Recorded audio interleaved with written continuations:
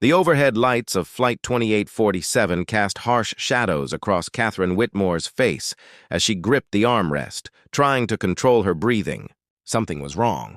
Very wrong. The tightness in her chest had started an hour into the flight from Los Angeles to Boston, but she dismissed it as anxiety. Now, as pain radiated down her left arm and cold sweat beaded on her forehead, she knew this was something far worse.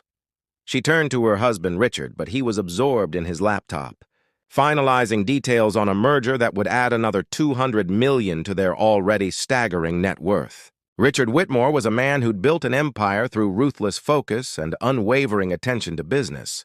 For 30 years of marriage, Catherine had stood beside him, the perfect trophy wife. Beautiful, gracious, silent. She'd learned long ago not to interrupt when he was working. "Richard," she managed, her voice barely a whisper. "I don't feel well." He didn't look up. "We'll be landing in 2 hours." "You can rest then." The pain intensified, crushing her chest like a vice.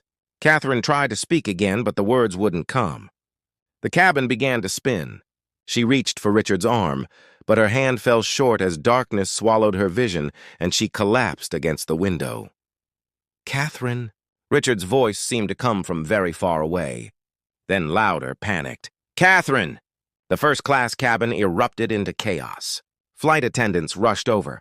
Passengers craned their necks to see what was happening. Richard was on his feet, his carefully constructed composure finally cracking as he shook his wife's shoulder. "Is there a doctor on board?" A flight attendant called out desperately. "We have a medical emergency!" Silence. The handful of first-class passengers looked at each other uncomfortably, but no one moved. "Please!" Richard's voice broke. "Somebody help her!"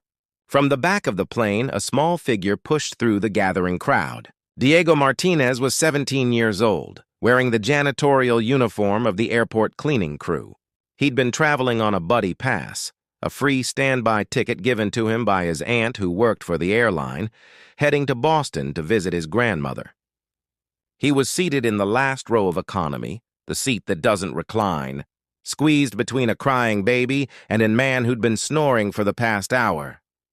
"Excuse me, sir," Diego said quietly as he reached Richard. "I can help." Richard looked at him, really looked at him, taking in the teenager's youth, his janitorial uniform, his brown skin, his worn sneakers. "Who are you? Are you a doctor?" "No, sir." "But I'm EMT certified. I volunteer with the community ambulance service in my neighborhood." Diego's voice was calm, steady. "Your wife needs help right now, may I?" Richard hesitated for a fraction of a second. A hesitation that Diego had seen countless times in his 17 years, the momentary doubt that someone who looked like him could possibly know what he was doing. But Catherine's lips were turning blue, and desperation won out over prejudice. "Please." Richard stepped aside. Diego knelt beside Catherine's seat with practiced efficiency. He checked her pulse, rapid and thready, and her breathing shallow and labored. Her skin was cold and clammy. He'd seen these symptoms before, during his EMT training and on calls with the Volunteer Ambulance Corps. "She's having a heart attack," Diego said, looking up at the flight attendant. "We need the AED from the emergency medical kit, now, and aspirin if you have it." "I'll get them," the flight attendant sprinted toward the front galley.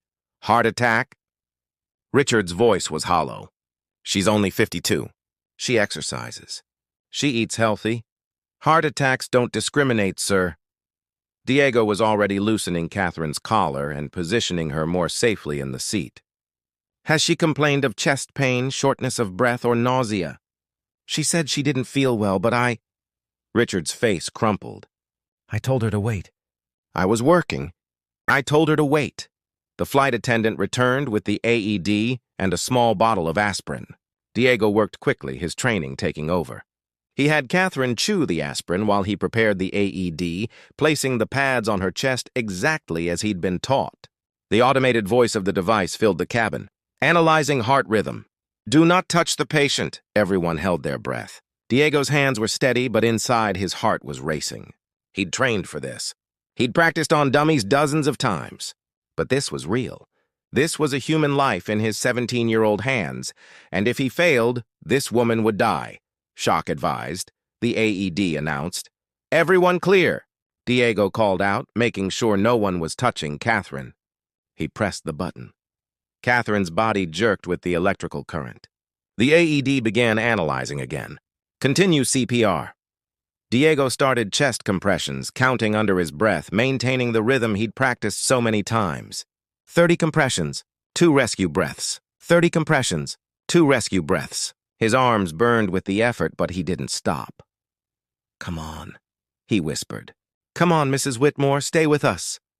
Richard stood frozen, watching this teenage janitor fight for his wife's life with a skill and determination that shamed his own helplessness. Around them, the cabin was silent except for Diego's counting and the sound of the AED's instructions. After what felt like an eternity but was only 3 minutes, Catherine gasped. Her eyes fluttered open, confused and frightened, but open. Diego nearly sobbed with relief. "Mrs. Whitmore, can you hear me?" he asked gently, still monitoring her pulse. "You're on a plane. You had a heart attack, but you're okay now." "We're getting you help." "My chest," Catherine whispered. "It hurts." "I know. That's normal. Just try to stay calm and breathe slowly." Diego looked up at the flight attendant. "We need to land as soon as possible." "She needs a hospital."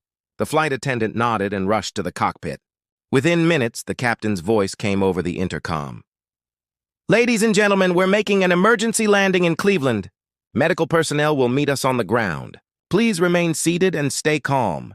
Diego stayed with Catherine, monitoring her vital signs, talking to her softly to keep her conscious and calm. Richard hovered nearby, his expensive suit wrinkled, his face pale with shock. "What's your name, son?" Richard asked quietly. "Diego Martinez, sir." "Diego. Thank you." I can't." Richard's voice broke. "You saved her life." "I just did what I was trained to do, sir." "No." Richard shook his head. "You did so much more than that." The plane landed in Cleveland 20 minutes later.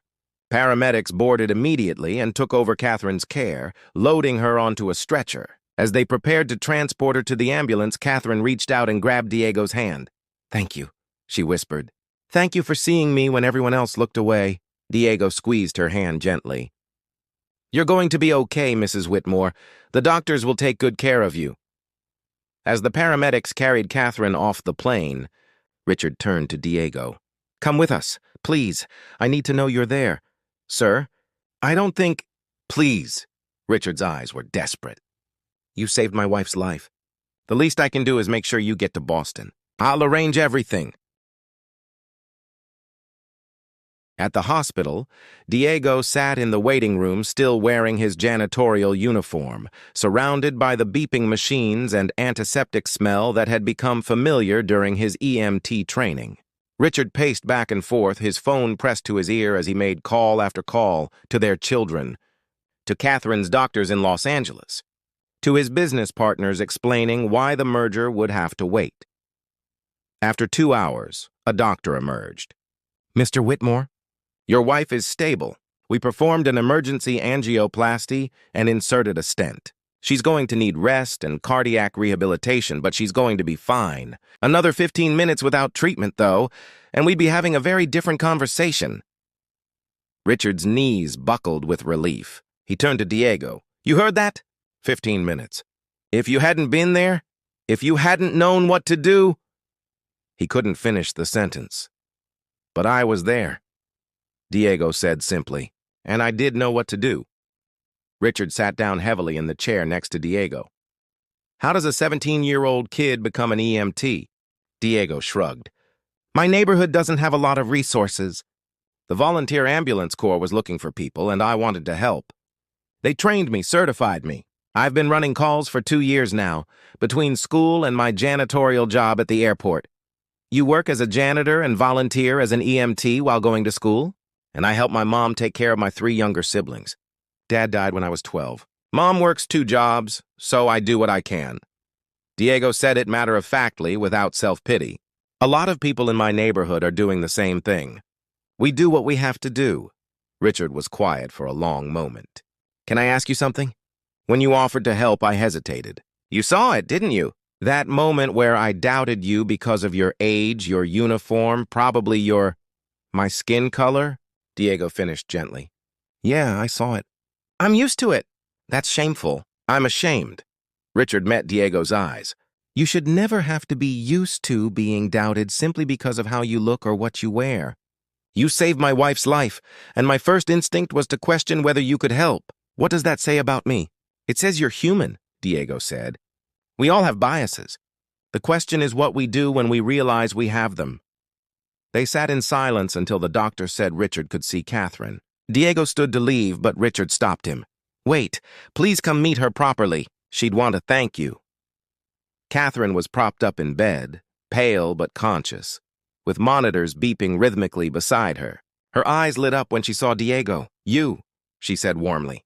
My guardian angel in a janitor's uniform. Diego smiled. How are you feeling, Mrs. Whitmore?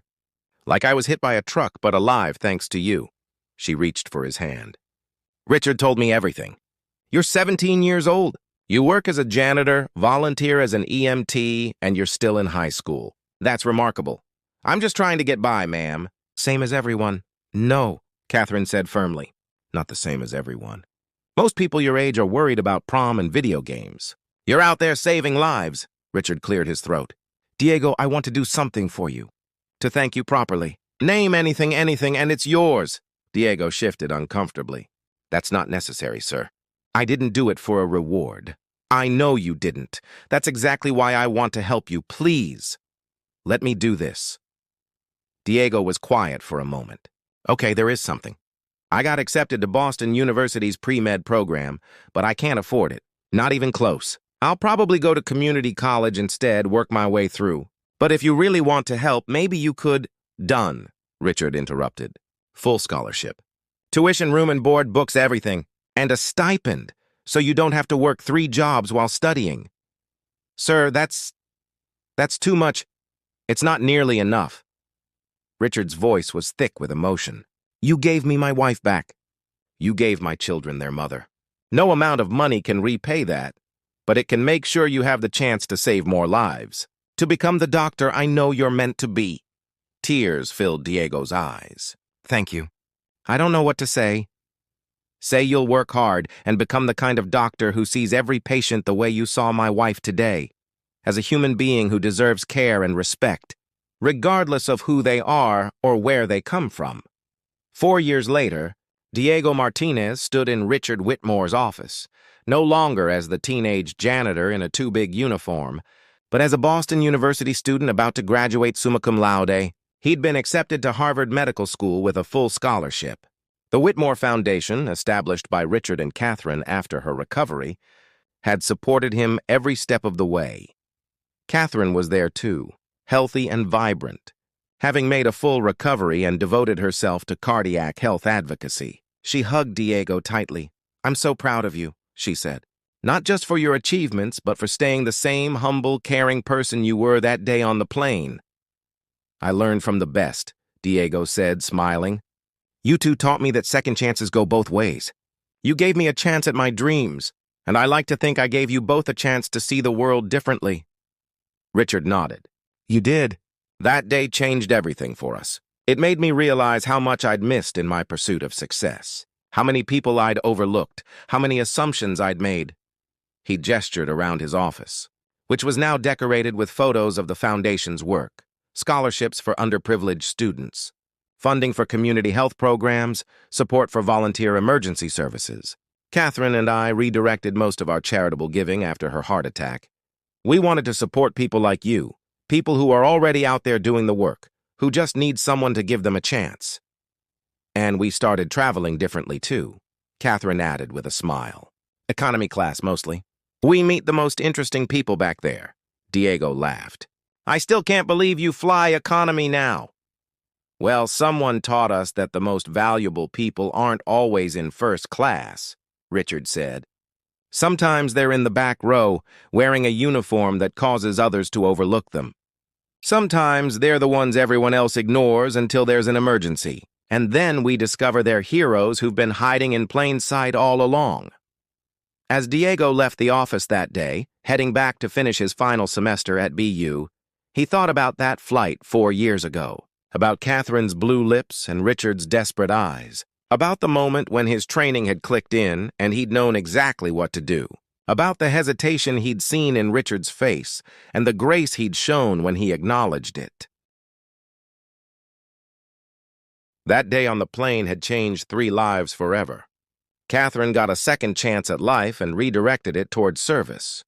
Richard got a wake-up call about what really mattered and transformed his priorities. And Diego got the opportunity to pursue his dreams without the crushing weight of impossible financial burden.